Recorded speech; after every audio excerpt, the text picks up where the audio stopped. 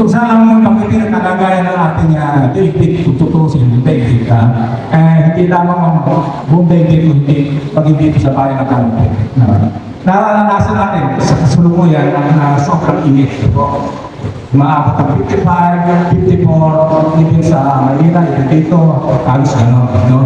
So nakikita natin ang matinding pagbabago ng ating panahon at tunay na nakaka-alarma. At masasabi ko na ang mga nangyayari ngayon ay dahil na rin sa paggawa ng tao. Tayo din ang may kasalanan nito. Naging pabaya tayo sa ating kalikasan, naging pabusado tayo sa pagmahasa sa ating mga kabubata.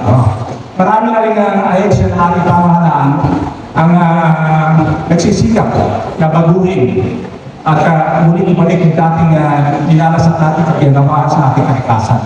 Pero siguro maganda sa natin sa ating dito, mga namumuno, mga naglilingkod sa ating munisipyo, sa ating mga kababayan.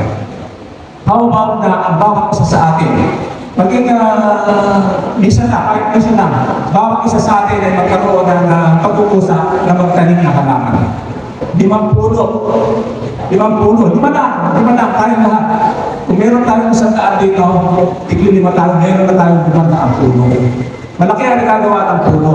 Sa mukha ng nakaraan ay nagiting ang ating paglalaligan at ang tinatakot dito yung pagbaha. Expect na tayo sa susunod na panahon, huwag naman sana, ay magkakaroon tayo ng pagbagyo, magkakaroon tayo ng pagbaha. At yan ay malaking permisyo sa ating bayan, malaking permisyo sa ating bayan.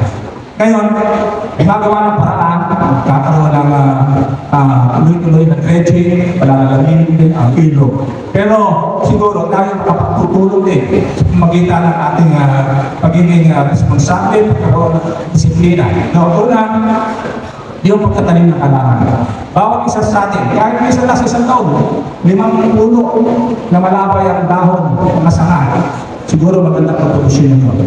Pangalawa, sikapin natin ang inom natin na yun kung masyadong abusuhin.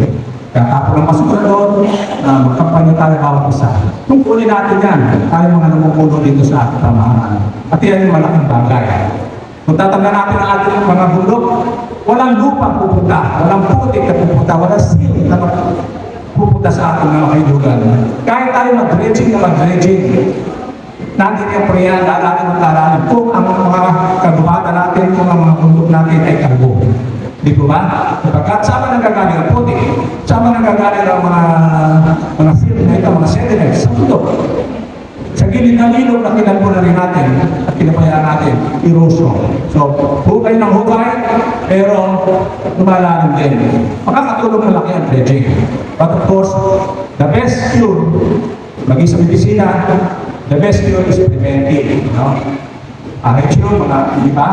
Ang pinakamahalaw natin sandata sa laban sa sakit ay preventive measure. Ganyan din ang gagawin natin, prevention.